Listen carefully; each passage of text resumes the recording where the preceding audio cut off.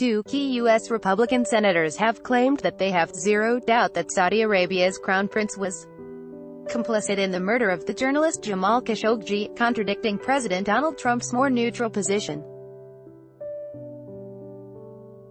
"I have zero question in my mind that the Crown Prince directed the murder and was kept appraised of the situation all the way through it," Senate Foreign Relations Committee Chairman Bob Corker told reporters after the CIA Director Gina Haspel briefed a small group of senators. Fellow Republican Senator Lindsey Graham, who has urged Mr. Trump to take a far tougher stance against Riyadh over the killing, said after the briefing that he believes Crown Prince Mohammed bin Salman is complicit in the murder of Mr. Khashoggi to the highest level possible. Director Haspel briefed Senate leaders on the slaying of Khashoggi as senators weighed punishing the longtime Middle East ally over the killing. The CIA director met with a small group of senators, including the chairman and ranking senators on the key national security committees. Senators from both parties were angry last week that Ms. Haspel didn't attend a closed-door session with top administration officials about Khashoggi's killing and the U.S. response, which many senators have said is lacking. Secretary of State Mike Pompeo and Defense Secretary Jim Mattis led the earlier briefing and tried to dissuade senators from punishing Saudi Arabia with a resolution to curtail U.S. backing for the Saudi-led war in Yemen. Human rights groups say the war is wreaking havoc on the country and subjecting civilians to indiscriminate bombing.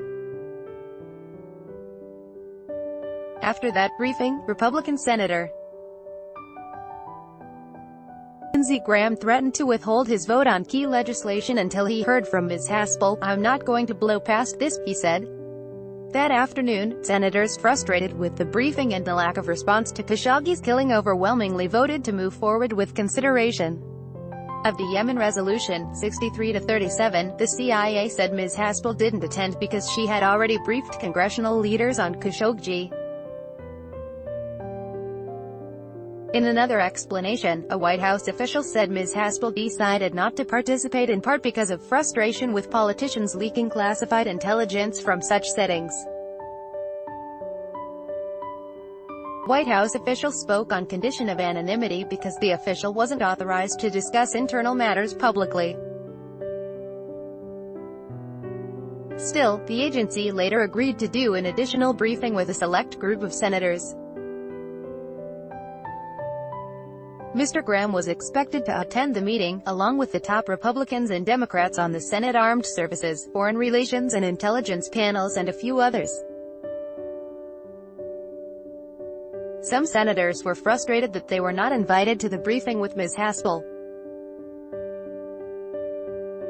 Republican Senator Rand Paul, a critic of Saudi Arabia, said that excluding some politicians is the very definition of the deep state, and that he suspected that the Trump administration is attempting to get some politicians to switch their votes on the resolution by giving them information.